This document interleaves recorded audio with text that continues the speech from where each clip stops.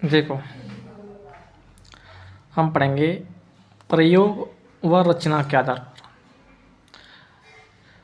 देखो, हमने कर्म के आधार पर क्रिया के दोनों भेद पढ़ लिए कि नहीं पढ़ लिए? कि सर पढ़ लिए। कौन कौन से अकर्मक और सकर्मक। अब पढ़ेंगे हम प्रयोग व रचना के आधार पर। प्रयोग व संरचना कहो या रचना कहो। यहाँ प्रयोग के आधार पर आ जाए तो आठ करने हैं, रचना के आधार पर आ जाए तो 8 करने हैं, संरचना के आधार पर आ जाए तो 8 करने हैं, प्रयोग व रचना के आधार पर आ जाए तो 8 करने हैं, प्रयोग व संरचना के आधार पर आ जाए तो 8 करने हैं। क्रियाओं के प्रकार देखो कौन कौन से होते हैं। एक होता है सामान्य क्रिया, एक होता है संयुक्त क्रिया। मैं बताऊंगा, यहीं पे बता दूंगा, टेंशन मत लो। संयुक्त क्रिया, सामान्य क्रिया, संयुक्त क्रिया, पूर्वकालिक क्रिया, प्रेरणार्थक क्रिया, सजातीय क्रिया, ठीक है। और सहायक क्रिया, कौन सी क्रिया? सहायक। कृदंत क्रिया और नाम धातु क्रिया। समझ रहे मेरी बात? सहायक क्रिया, कृदंत क्रिया और नाम धातु क्रिया, ये तुम्हारे 8 प्रकार होते हैं। देखो, सामान्य क्रिया क्या होती है? देखो, सामान्य क्रिया वह क्रिया होती है जिसमें एक कर्म हो और एक ही क्रिया हो। मैं क्या बोल रहा हूँ? एक कर्म हो और एक क्रिया, वो सामान्य क्रिया होती है। अब जरूरी नहीं कि कर्म हो भी सकता है और कर्म नहीं भी हो सकता है। अगर होगा तो फिर एक ही कर्म होगा।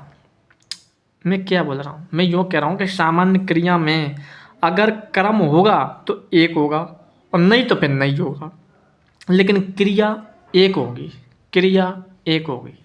तो वो कौन सी क्रिया हो जाएगी? सामान्य क्रिया। क्या हो जाएगी? सामान्य क्रिया। ठीक है, समझ में आया? सामान्य क्रिया उसे कहते हैं जिसमें एक कर्म और एक ही क्रिया हो। और उसमें एक कर्म हो भी सकता है और नहीं भी हो सकता। अगर कर्म होगा तो एक होना चाहिए और नहीं तो फिर नहीं होना चाहिए, लेकिन क्रिया एक होगी। तो सामान्य क्रिया को उदाहरण हो जाएगा। अब देखिए संयुक्त क्रिया से यहीं से पता चला। संयुक्त मतलब 2 क्रिया। संयुक्त 2 या 2 से अधिक क्रिया भी हो सकती हैं, लेकिन कर्म एक होना चाहिए। कर्म का मतलब होता है काम, मतलब एक ही काम होना चाहिए। और उसे एक काम के साथ कितनी क्रिया होनी चाहिए? या तो 2 होनी चाहिए या 2 से अधिक भी हो सकती हैं। मतलब संयुक्त 2, कम से कम 2 क्रिया तो होनी चाहिए, लेकिन काम एक ही होना चाहिए। एक ही काम होना चाहिए और क्रिया 2 होनी चाहिए, कम से कम 2 या 2 से अधिक। तो संयुक्त क्रिया। पूर्वकालिक क्रिया वो होती है जिसमें 2 कर्म होनी चाहिए। कर्म मतलब काम, 2 कर्म या काम होने चाहिए और क्रिया भी 2 होनी चाहिए। भाई 2 काम होंगे तो क्रिया भी 2 होंगी। समझ रहे मेरी बात? लेकिन संयुक्त क्रिया में 2 क्रिया होंगी लेकिन काम एक ही होगा। एक ही काम दोनों क्रियाओं से, और दोनों मतलब एक ही काम से दोनों क्रिया संयुक्त होंगी। मतलब एक ही काम से, एक ही कर्म से दोनों क्रिया क्या होंगी? जॉइंट होंगी, जुड़ रही होंगी।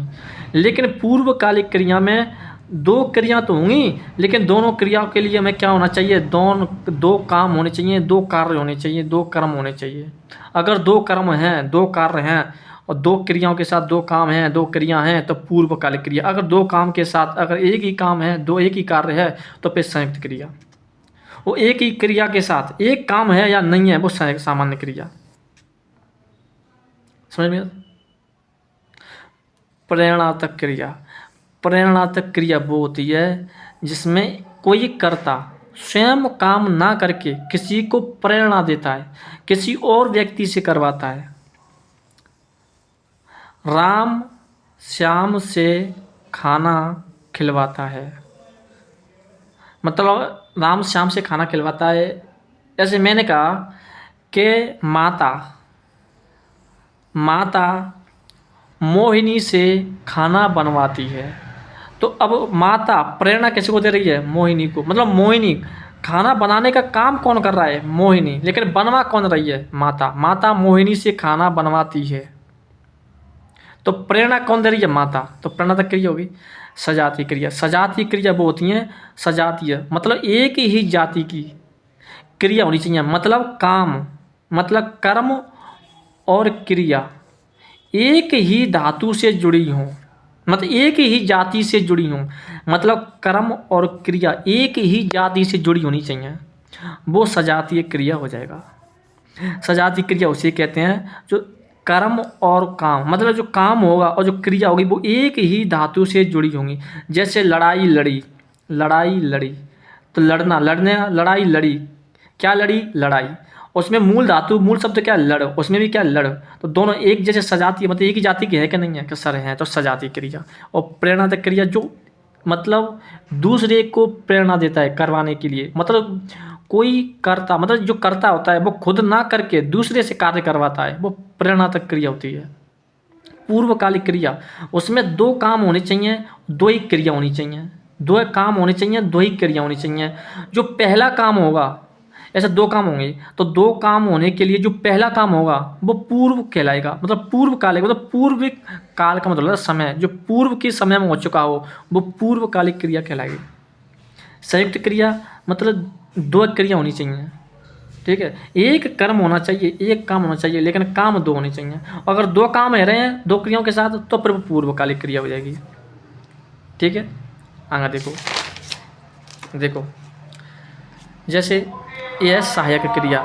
सहायक क्रिया उसे कहते हैं जो मुख्य क्रिया की सहायता करने के लिए प्रयोग की जाती हैं। सहायक क्रिया मतलब ये तो सहायक है किसकी? मुख्य क्रिया की सहायता करने के लिए।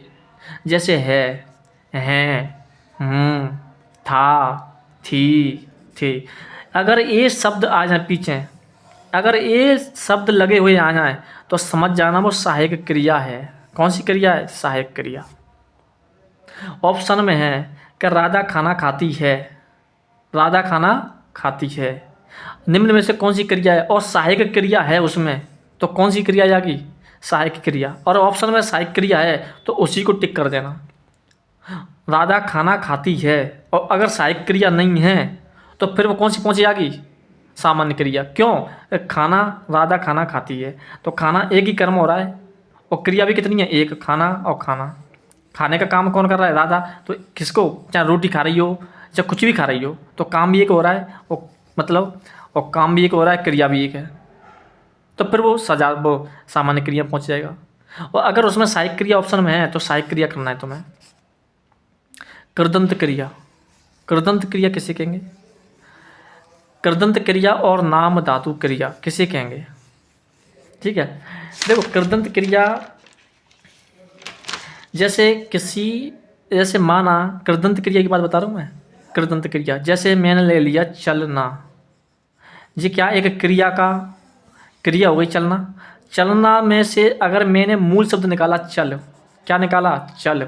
तो चल में अगर मैं कोई प्रत्यय जोड़ूं ता, तो चलता, तो कौन सी हो जाएगी? कृदंत क्रिया। मैंने बोल दिया, अगर मैंने जोड़ दिया एगा प्रत्यय, एगा, तो क्या हो जाएगा? चलेगा, तो क्या हो जाएगी? कृदंत क्रिया, ठीक है।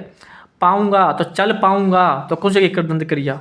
मतलब किसी क्रिया के मूल शब्द में प्रत्यय जोड़ने पर जो क्रिया बनाई जाती है वो कृदंत क्रिया कहलाती है। मैं क्या बोल रहा हूँ? क्रिया के मूल रूप में कोई प्रत्यय जोड़ने पर जो क्रिया बनाई जाती है वो कृदंत क्रिया कहलाती है। और नाम धातु क्रिया उसे कहते हैं संज्ञा, सर्वनाम और विशेषण। संज्ञा, सर्वनाम, विशेषण में मैं क्या बोल रहा हूँ? अगर किसी संज्ञा, सर्वनाम और विशेषण में अगर प्रत्यय जोड़ने पर, प्रत्यय मतलब ना जोड़ने पर, ना प्रत्यय जोड़ने पर अगर क्रिया बनती है, संज्ञा, सर्वनाम, विशेषण में ना प्रत्यय जोड़ने पर अगर क्रिया बनती है तो नाम धातु क्रिया कहलाएगी। बात समझ में आई कि नहीं है? मैं और आगे बताऊंगा, ठीक है। देखो सामान्य क्रिया। सामान्य क्रिया में कैसे बताया कि एक कर्म होना चाहिए, कर्म मतलब काम, भाई एक ही क्रिया होनी चाहिए, मतलब एक काम एक क्रिया, एक काम एक क्रिया। भाई पहली बार ने सामान्य तो एक काम तो एक काम एक क्रिया, और कर्म हो भी सकता है नहीं भी हो सकता, मैं बताऊंगा, तो वो सामान्य क्रिया कहलाएगी। जैसे जिसमें एक ही एक ही कार्य हो, एक ही कार्य होना चाहिए। जैसे बच्चा रोया, बच्चा रोया, क्या रोना, रोना क्या हो गया, क्रिया, तो क्रिया है गई, लेकिन कर्म, कर्म नहीं है उसमें। क्या रोया, पता नहीं है क्या रोया, उसमें कर्म दे नहीं रखा है। सीधा प्रभाव किस पे पड़ रहा है, कर्ता पे, कर्ता पे पड़ रहा है ना। बस रोने का सीधा प्रभाव कर्ता पे पड़ रहा है ना, तो सामान्य क्रिया हो जाएगी। हाँ, राम हंसा, क्या हंसा, राम हंसा, हंसने का काम कौन कर रहा है, राम, तो हंसने का सीधा प्रभाव किस पे पड़ रहा है, राम पर, तो सामान्य क्रिया। बोल इसमें कर्म है, नहीं भी है, और कर्म हो भी सकता है, लेकिन होगा तो एक होगा। जैसे राम ने पुस्तक पढ़ी, राम ने पुस्तक पढ़ी, क्या पढ़ी, पुस्तक, तो उसमें कर्म है, लेकिन कर्म क्या है, एक ही तो कर्म है, बिल्कुल है सर, एक है, तो सामान्य क्रिया, सामान्य क्रिया। भाई राम ने पुस्तक पढ़ी, क्या पढ़ी, पुस्तक, पढ़ने का प्रभाव क्या राम पर पड़ रहा है, नहीं, पढ़ने का प्रभाव पुस्तक पर पड़ रहा है, पुस्तक पर, ठीक है। संयुक्त क्रिया, संयुक्त क्रिया कैसे, मतलब समान क्रिया, एक कर्म होना चाहिए और दो क्रिया होनी चाहिए। मतलब एक कर्म, मतलब एक काम के साथ दो क्रिया हो, तो उससे जैसे बच्चे खेलने चले गए, बच्चे खेलने चले गए, तो खेलना, क्या खेलना, क्या खेलना, तो कुछ ना कुछ खेलने का काम तो कर रहे होंगे ना। क्या खेलना, कबड्डी खेलना, फुटबॉल खेलना या हॉकी खेलना, कुछ ना कुछ तो काम तो हो रहा है, इतना तो पक्का है। बोलो हो रहा है कि नहीं हो रहा है, कसर हो रहा है। तो खेलना भी क्रिया हो गया और चलना भी क्रिया हो गया। तो बच्चे खेलने, भाई बच्चे खेलने चले गए, तो खेलना भी क्या है, एक क्रिया, और चलना भी क्या, एक क्रिया। खेलने चले गए, क्या खेलने चले गए, चले गए, ठीक है, तो खेलना चले गए, खेलने चले गए, तो कौन सी जाएगी, संयुक्त क्रिया। जैसे उसने पुस्तक पढ़ी, उसने पुस्तक पढ़ ली, तो पढ़ना और लेना दो क्रिया गई, क्या पढ़ी, पुस्तक, जो तो कर्म हो गया। तो बोलो एक कर्म था, नहीं था, बिल्कुल है, लेकिन पढ़ ली, पढ़ना और लिखना, पढ़ ली, लेना और पढ़ना दो कर्म है कि दो क्रिया है कि नहीं, सर है, तो संयुक्त क्रिया। माँ ने खाना बना लिया, बनाना और लेना, ये दोनों क्या है, क्रिया है कि नहीं है, सर बनाना भी है और लिया भी है, पर खाना, खाना क्या बना लिया, खाना बना लिया। माँ ने खाना बनाया, अगर उसमें ऐसा होता कि माँ ने खाना बनाया, क्या बनाया, खाना, तो जित पहुंच जाती सामान्य क्रिया में। क्यों कि एक ही तो क्रिया है, एक ही तो क्रिया है बनाना, और एक ही कर्म है, क्या बनाना, खाना, तो सामान्य क्रिया में। लेकिन यहाँ तो दो क्रिया है ना, बनाना भी हो गया और लेना भी हो गया, तो फिर संयुक्त क्रिया, कर्म एक है ये खाने का, ठीक है। अब देखेंगे पूर्वकालिक क्रिया। पूर्वकालिक क्रिया क्या होती है सर, पूर्वकालिक क्रिया वो होती है कि इसमें दो कर्म होने चाहिए, दो कर्म, बिल्कुल। संयुक्त क्रिया में दो या दो से अधिक भी क्रिया हो सकती हैं, इसमें कोई दो राय नहीं है, ठीक है। पूर्वकालिक क्रिया, पूर्वकालिक क्रिया वो होती है जिसमें दो तो काम होनी चाहिए और दो ही क्रिया होनी चाहिए।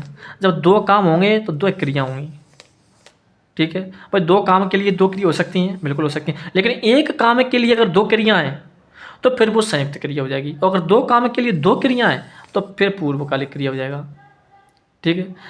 पहला काम समाप्त और दूसरा चल रहा हो, मतलब पहला काम तो समाप्त हो चुका है। भाई जो कोई काम करेगा तो पहला काम समाप्त करके तो दूसरा काम करेगा, तभी तो होगा। भाई एक साथ तो कोई काम है वैसे रहे, पहले उस काम को करेगा पर फिर दूसरे को काम को करेगा, तो पहला काम समाप्त हो और दूसरा चल रहा हो, तो जो पहला काम समाप्त होता है ना, उसी को पूर्वकालिक क्रिया कहते हैं। जैसे मैंने कहा मैं खाना खाकर सो गया, मैं मतलब कोई करता होगा जो सर्वनाम है, लेकिन मैं मतलब किसी ना कोई करता होगा, बिल्कुल होगा। खाना खाकर सो गया, तो क्या खाकर, खाना, खाना तो खाना क्या हो गया, कर्म हो गया, क्या खाकर, खाना खाकर, तो ये क्या हो गई, खाकर क्रिया हो गई। सो गया तो सोना, सोना भी क्या है भाई, सो गया, भाई सोना, भाई सो गया ना, तो सोना भी क्या होगी, ये कर्म हो गया कि नहीं हो गया, भाई सोने का भी तो कर्म हो गया, सोना भी क्या हो गया, कर्म हो गया कि नहीं हो गया। पहले तो खाना खाया फिर वो सो गया, तो दो कर्म हुए कि नहीं हुए, पहले तो खाना खाने का काम होगा फिर सोने का काम होगा, तो बोलो उसमें दो काम हुए कि नहीं हुए, सर हुए। पहला खाना खाया फिर वो सोने का काम किया, तो तो पहले जो क्रिया होगी वो समाप्त कर चुके, पहले खाना खा लिया तो पहला खाना खा, पहले काम को समाप्त कर चुका है, जो काम समाप्त हो चुका है उसी को पूर्वकालिक क्रिया कहते हैं। तो पहला काम कौन सा हुआ, खाना खाकर, तो उसी को पूर्वकालिक क्रिया। खाना ये क्रिया नहीं है, ये खाकर है, ये क्रिया है खाकर, ये तो कर्म है ना खाकर, तो पूर्वकालिक क्रिया। राघव दूध पीकर सो गया, तो पहले काम कौन सा किया, दूध का, फिर सोने का, तो पीकर, पहले दूध पिया फिर सोया, तो पहले काम कौन सा होता है, दूध पीना। जो पहले काम होता है वो पूर्वकालिक क्रिया कहलाती है। तो पीकर, दूध पीकर, पहला काम पीकर, पीने का काम हुआ था ना, तो सजी पूर्वकालिक क्रिया हो जाएगी। फिर सोया, ठीक, अब वो सो रहा है, तो दूसरा काम तो चल ही रहा है ना।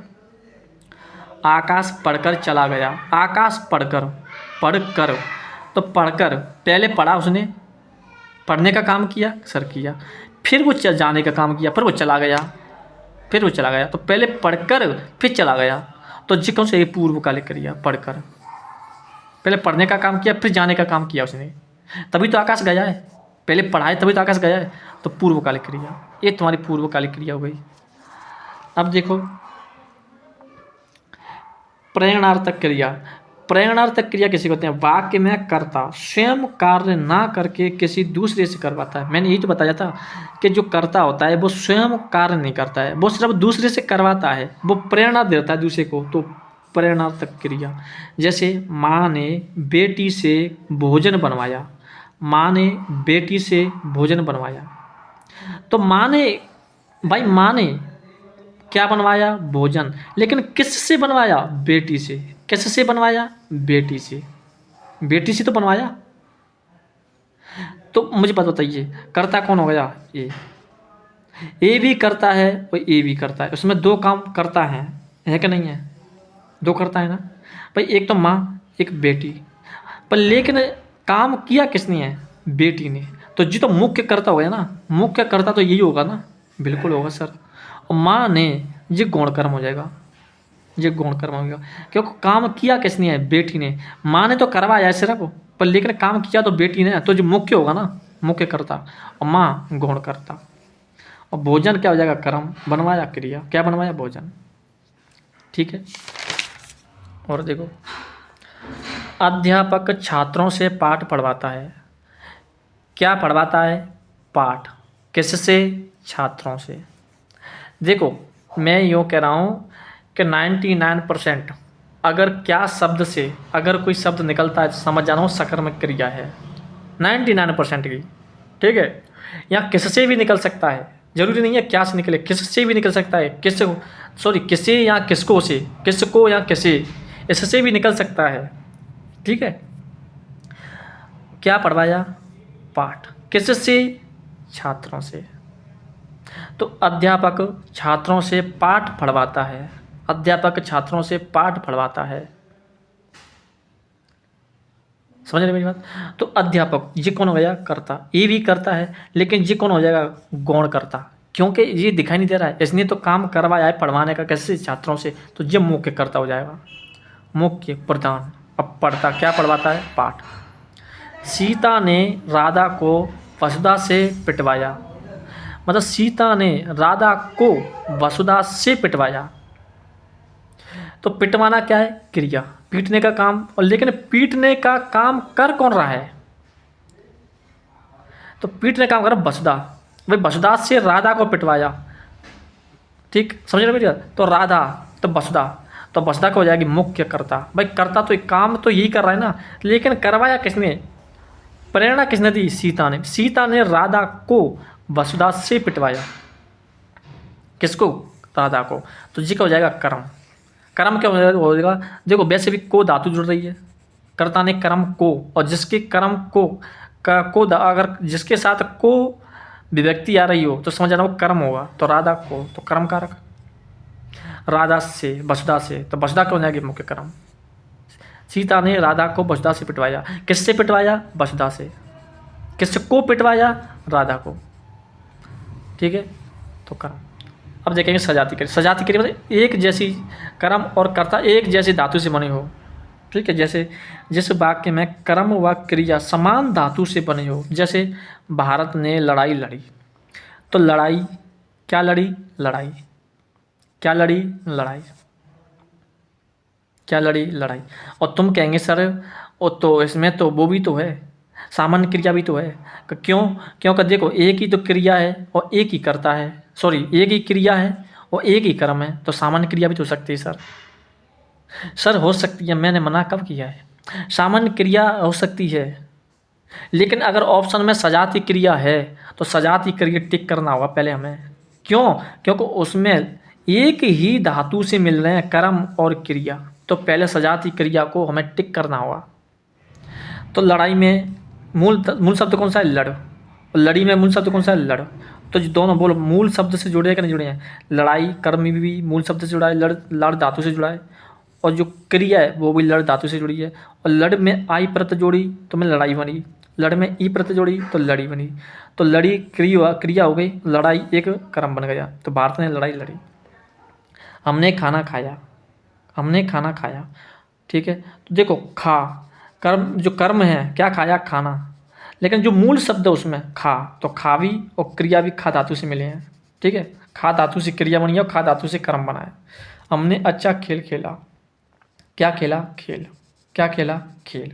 तो खेल जी देखो खेल भी और खेला भी, ये मूल धातु, खेल मूल धातु से बने दोनों। राम ने गाना गाया। क्या गाया? गाना। तो देखो गा मूल शब्द कौन सा है? गा। तो गा से तो गाना बना है और गा से गाया बना है, ठीक है, गाना गाया। सेना ने चढ़ाई चढ़ी। क्या चढ़ी? चढ़ाई। तो छड़ धातु से बने हैं, देखो छड़ धातु से चढ़ाई बनी है और छड़ धातु से चढ़ी बनी है। तो कौन सी हो जाएगी? सजाती क्रिया। बात समझ में आई कि नहीं आई? अब देखेंगे सहायक क्रिया। सहायक क्रिया क्या होती है? जो मुख्य क्रिया की सहायता करने के लिए है, हूँ, था, थी, थे। है हमेशा एक वचन के लिए, है हमेशा बहुवचन के लिए, हूँ मतलब मैं, सिर्फ मैं खुद के लिए, था, थी, थे। है, हूँ, है, हूँ, था, थे। मुख्य क्रिया की सहायता करने वाली व काल का निर्धारण करने वाली है। हाँ, सहायक क्रिया एक तो हमेशा काल का निर्धारण करती है कि जो काम हो चुका है, कि होवेगा का मतलब हो रहा है कि हो चुका है। तो एक तो हमेशा काल का निर्धारण करेगी और एक हमेशा मुख्य क्रिया की क्या करती है? सहायता करती है जी। कौन? सहायक क्रिया। जैसे राम पढ़ रहा है, तो पढ़ने का काम अब हो रहा है कि नहीं हो रहा है? जी वर्तमान काल की बात हो रही है। अब पढ़ रहा है, पढ़ना, पढ़ना, पढ़ना क्या है भाई? पढ़ना क्या है? एक क्रिया हो गई। पढ़ना क्या है? पढ़ना मुख्य क्रिया हो गई, लेकिन मुख्य क्रिया की सहायता करने के लिए कौन सी क्रिया का प्रयोग किया? सहायक क्रिया का। तो सहायक क्रिया। और वो जी काल को भी बता रही है कि है, मतलब राम पढ़ रहा है, तो अब पढ़ रहा है वो प्रेजेंट की बात हो रही है, वर्तमान काल की बात हो रही है। राम पाठ पढ़ रहा था। पढ़ना भी क्या है? क्रिया। जब मुख्य क्रिया हो गई है, ये सहायक क्रिया की, मुख्य क्रिया की सहायता करने के लिए है आगे मुख्य सहायक क्रिया। पाठ पढ़ रहा है, ठीक है। राम पढ़ता था, पढ़ना और था, तो पढ़ना क्या होगी? मुख्य क्रिया, और था क्या होगी? सहायक क्रिया। पढ़ता था तो था मतलब भूतकाल की बात हो रही है। पापा आ रहे हैं, पापा आ रहे हैं, तो आने का काम हो रहा है, लेकिन आ रहे हैं तो इसमें क्या हो जाएगा? सहायक क्रिया। सहायक क्रिया कौन सी होगी जी? है, आ रहे हैं। आना एक मुख्य क्रिया हो गई, लेकिन उसकी सहायता करने के लिए कौन से प्रयोग किया? है। और ये पापा आ रहे हैं मतलब वर्तमान काल की बात हो रही है। पापा आए थे, तो ये भूतकाल की बात हो रही है। आना मुख्य क्रिया हो गई, थे क्या हुई? सहायक क्रिया। आए थे। आप समझ में आई कि नहीं आई? राम पढ़ रहा है, राम पाठ पढ़ रहा है, राम पढ़ रहा है, राम पाठ पढ़ रहा है, राम पढ़ता था, पापा आ रहे हैं, पापा आए थे। समझ में? कृदंत क्रिया। सर कृदंत क्रिया क्या होती है? कृदंत क्रिया मतलब क्रिया के धातु रूप के साथ प्रत्यय जोड़कर बनाई गई, मतलब कोई क्रिया शब्द है और क्रिया के मूल धातु में, मूल रूप में, धातु शब्द में अगर कोई प्रत्यय जोड़ने से अगर क्रिया बनती है तो वो कृदंत क्रिया कहलाएगी। जैसे चलना। चलना क्या है? एक क्रिया है भाई। ये तो होता है क्रिया के धातु रूप में, तो क्रिया के धातु रूप में, धातु कौन सा हुआ है? चल, और के साथ प्रत्यय जोड़कर बनाई गई क्रिया, तो उसमें कर क्या हो गई? प्रत्यय। तो क्या हो जाएगी? चल कर। चल कर कौन सी क्रिया बन जाएगी? कृदंत। चलता कौन सी हो जाएगी? कृदंत। भाई चल धातु में क्रिया के मूल शब्द में धातु रूप में अगर प्रत्यय जोड़ने से अगर कोई क्रिया शब्द बनता है तो कृदंत क्रिया कहलाती है। चलता कृदंत क्रिया, चलेगा कृदंत क्रिया। लिखना, लिखना एक क्रिया हो गया। लिखना में मूल शब्द क्या है? लिख। उस मूल शब्द में हम क्या जोड़ेंगे? प्रत्यय। और प्रत्यय लगाने पर अगर कोई क्रिया बनती है तो कृदंत क्रिया। जैसे लिख कर, तो कौन सी? कृदंत क्रिया। लिखता, कृदंत क्रिया। लिखेगा, कृदंत क्रिया। ठीक है, आगे देखो। अब देखेंगे नाम धातु क्रिया। नाम धातु क्रिया क्या होती है सर? नाम धातु क्रिया होती है जो संज्ञा, सर्वनाम, विशेषण। संज्ञा, सर्वनाम, विशेषण और क्रिया तो हम पढ़ ही रहे हैं। तो संज्ञा, सर्वनाम, विशेषण में प्रत्यय लगा देने के बाद बनने वाला शब्द अगर क्रिया बनता है तो वह नाम धातु क्रिया कहलाएगी। अगर संज्ञा, सर्वनाम, विशेषण में अगर प्रत्यय लगा देने के बाद अगर वो क्रिया बनता है, अगर वो शब्द क्रिया बनता है तो वो नाम धातु क्रिया कहलाएगी। कौन सी क्रिया? नाम धातु क्रिया। जैसे शर्म। शर्म क्या है? शर्म क्या है? शर्म क्या है? एक संज्ञा है, भाववाचक संज्ञा। शर्म, कितना अरे मुझे तो शर्म आ रही है। शर्म दिखती है का? नहीं दिखती है, तो भाववाचक हो जाए। लेकिन अगर उसमें ना प्रत्यय जोड़ने से अगर क्रिया बनती है तो वो फिर कौन सी क्रिया हो जाएगी? नाम धातु क्रिया। नाम धातु क्रिया, नाम धातु क्रिया। तो शर्म में ना जोड़ो तो शर्माना, तो बोलो बनी कि नहीं बनी? शर्माना। तो शर्माना क्या हो जाएगी? नाम धातु क्रिया। डर, डर क्या है? भाववाचक संज्ञा। लेकिन डर ना या डरा ना, तो ना प्रत्यय जोड़ने से बना नहीं बना? बिल्कुल बना। लज्जा, लज्जा, लज्जा क्या है? एक संज्ञा ही तो है, भाववाचक संज्ञा। लज्जा में अगर प्रत्यय जोड़ने पर अगर भाव क्या बनता है? ना प्रत्यय जोड़ने पर अगर क्रिया बनती है तो फिर वो क्या हो जाएगी? क्या हो जाएगी? नाम धातु क्रिया। जैसे लज्जा, लज्जा में क्या जोड़ेंगे? या लज्जाना, ना प्रत्यय आ जाएगा लज्जाना। लज्जा से जैसे ही मैंने क्या बना दिया? लज्जाना। तो लज्जाना क्या हो जाएगा? प्रत्यय जोड़ने पर, ठीक है, लज्जाना। हाथ, तो हथियाना। हाथ क्या है? एक जातिवाचक संज्ञा है, तो हथियाना। तो कौन सी हो जाएगी? मतलब कृदंत क्रिया, हथियाना। भाई हाथ में अगर याना प्रत्यय जोड़ेंगे तो हथियाना होगी कि नहीं होगी? और जिसमें अगर ना प्रत्यय जुड़ रहा हो तो वो क्रिया हो जाता है। अपना, अपना क्या है? सर्वनाम। तो अपनाना, अपनाना क्या हो जाएगा? मतलब नाम धातु क्रिया। विशेषण जैसे गरम, गरम पानी, गरम रोटी, तो गरम। लेकिन गरम में अगर हम प्रत्यय जोड़ने पर, ना प्रत्यय जोड़ने पर अगर बनता है तो गरमाना, गरमाना। तो नाम धातु क्रिया। ये तुम्हारे विशेषण हो गया गरम। ठीक है, अब हमने देखो, हमने कर्म पढ़े, मतलब एक क्या है देखो। अब हमारे रचना या काल के आधार पर, रचना या काल के आधार पर, सॉरी काल के आधार, दो प्रयोग व रचना के आधार पर यार कुछ होता है कुछ कट जाता है। प्रयोग व रचना के आधार पर हमने आठों उपवेद पढ़ लिए।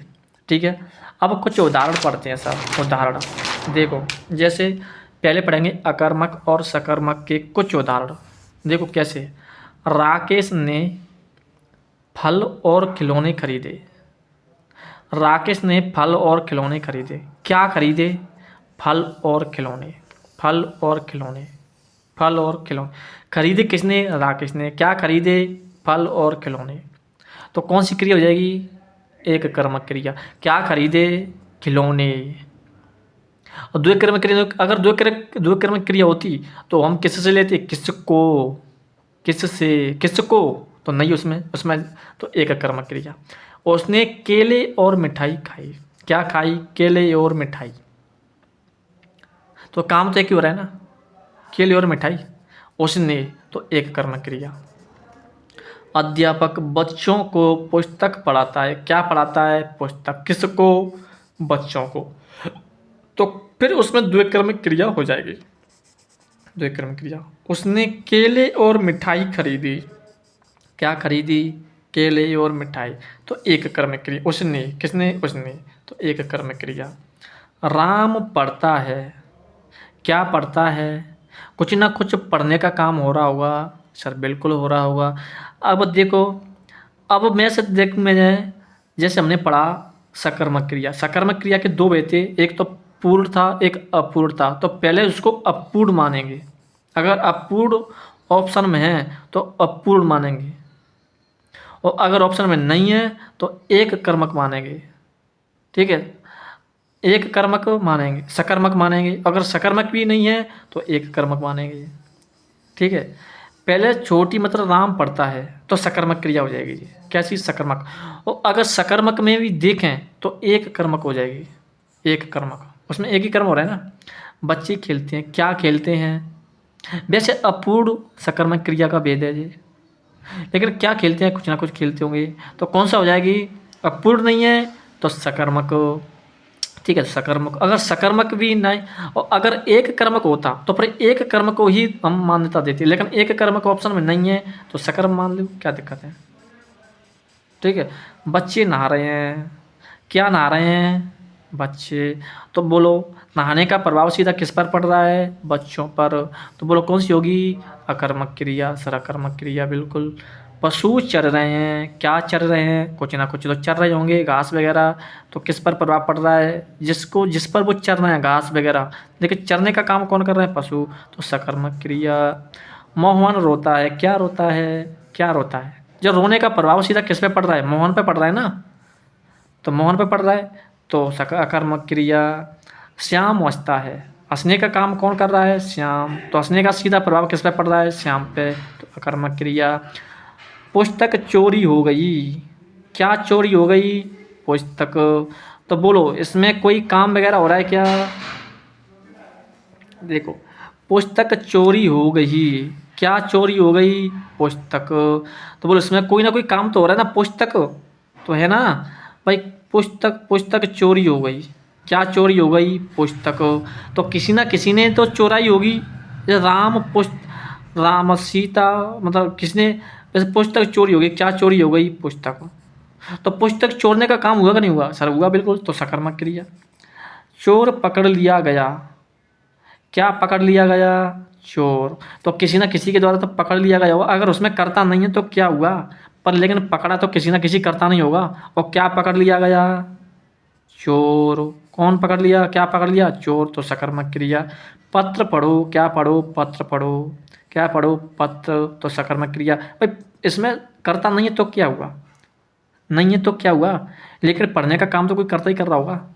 ठीक, देखो जैसे बच्चों को समझाओ, क्या समझाओ?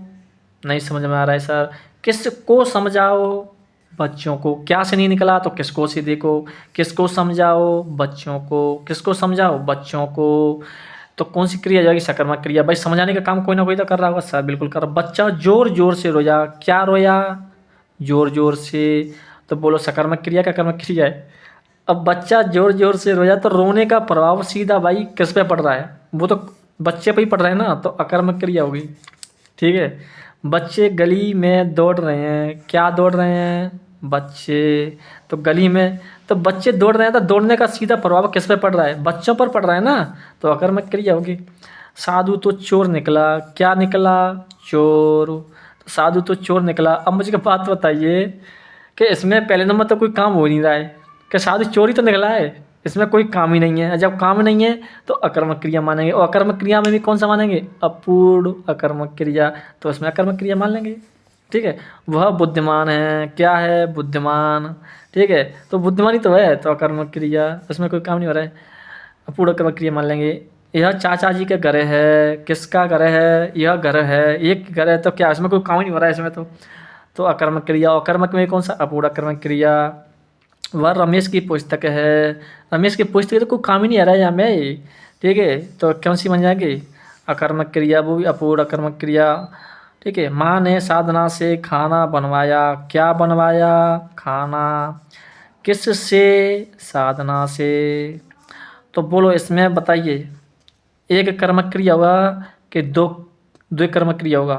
भाई माँ ने साधना से खाना बनवाया, क्या बनवाया? खाना। किससे? साधना से। तो बोलो इसमें एक कर्म हो रहा है कि दो कर्म हो रहे हैं? सर काम तो एक ही हो रहा है। ठीक है, काम तो एक ही हो रहा है। अगर दो काम होते, चल हम दो कर्म मान लेते, हम दो कर्म मान लें उसको, तो दो कर्म, एक कैसा होना चाहिए? संजीव होना चाहिए। कि सर संजीव बिल्कुल है, साधना संजीव है, तो हम क्या मान लें? साधना संजीव है। और एक वैसा होना चाहिए, बिल्कुल है। लेकिन मुझे एक बात बताइए कि अगर हमेशा अगर संजीव कर्म के साथ हमेशा कर्म के साथ को विभक्ति आएगी। बोलो साधना के साथ को विभक्ति है? सर नहीं है। तो नहीं है तो फिर एक कर्म की होगा ना, सही है ना, एक ही कर्म है खाना बनाने का। भाई माँ ने साधना से खाना बनाया तो लेकिन एक कहाँ पहुँच जाएगा तुम्हारा प्रेरणार्थक क्रिया में। लेकिन अगर सकर्मक अकर्मक में देखें तो फिर उसमें एक कर्म ही माना जाएगा। ठीक है,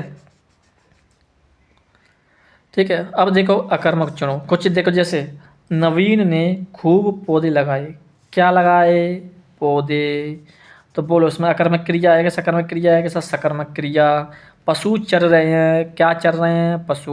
कुछ न कुछ चर रहे होंगे तो सकर्मक क्रिया। पिताजी अखबार पढ़ने बैठ गए। क्या पढ़ने बैठ गए? अखबार। तो सकर्मक क्रिया। बच्चा सुबह से टेलीविज़न देख रहा है। क्या देख रहा है? टेलीविज़न। सकर्मक क्रिया। तो सर अकर्मक क्रिया कौन सी चुना जाए? सभी सकर्मक क्रियाएं। तो पशु चर रहे हैं। क्या चर रहे हैं? तो देखो सभी में हमको सकर्मक क्रिया मतलब सभी में कर्म दिखाई दे रहा है, लेकिन सभी में देखो अखबार, टेलीविज़न, क्या लगाए? पौधे। क्या लगाए? पौधे। तो पौधे सभी में सकर्मक मतलब कर्म दिखाई दे रहा है, लेकिन उसमें दिखाई नहीं दे रहा है, तो हम इसलिए अकर्मक क्रिया मान लेंगे। ठीक है। और अगर अकर्मक क्रिया नहीं मानेंगे तो उसको हम अपूर्ण सकर्मक क्रिया मान लेंगे। ठीक, अपूर्ण सकर्मक क्रिया। और अपूर्ण सकर्मक क्रिया ना हो तो फिर अकर्मक क्रिया मान लेंगे, क्योंकि उसमें कर्म दिखाई नहीं दे रहा है। ठीक है।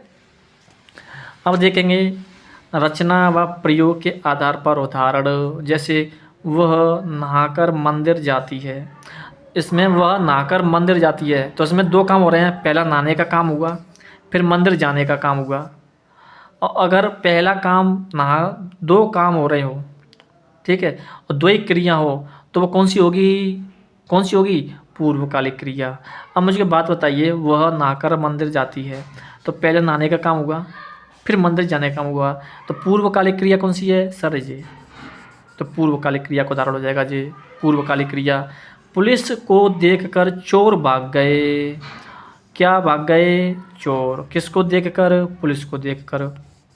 अब देखो, पुलिस को देखकर चोर भाग गए। जो चोर हैं, चोर पहले देखने का काम किया, सर देखने का काम किया, फिर भागने का काम किया, भागने का काम किया।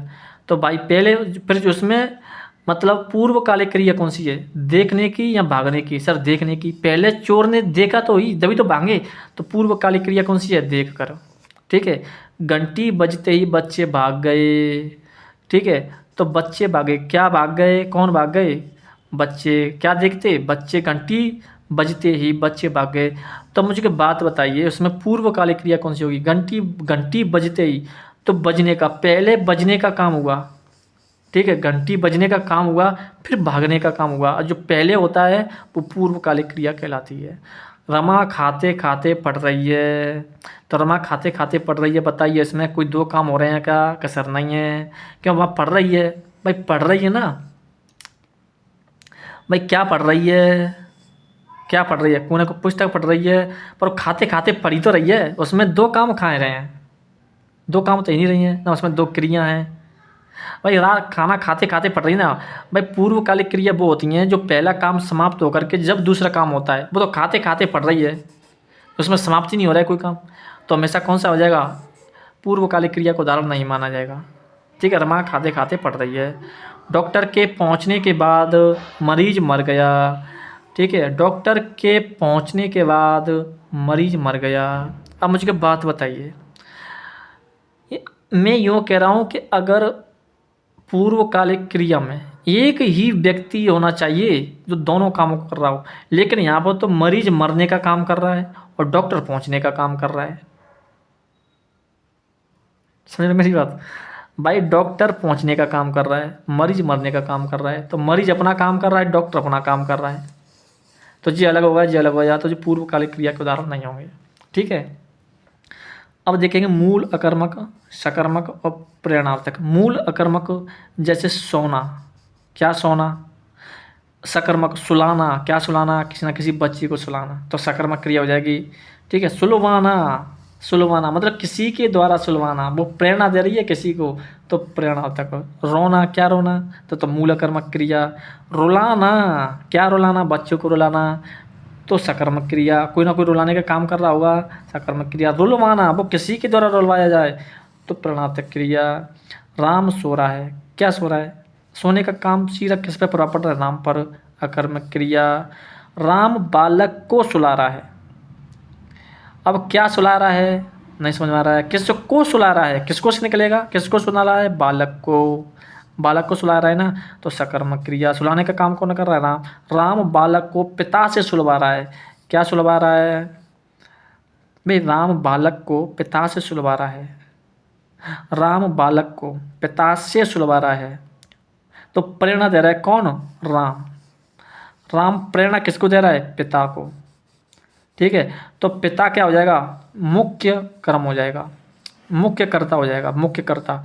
और जो बालक है वो कर्म हो जाएगा, और सुलवाना क्रिया हो जाएगी, ठीक है।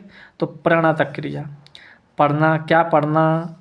पुस्तक पढ़ना, सकर्मक। पढ़वाना, क्या पढ़वाना? किसी पे पढ़वाने का काम करेगा ना, तो प्रेरणातक। रोना, क्या रोना? अकर्मक। लिखना, क्या लिखना? सकर्मक।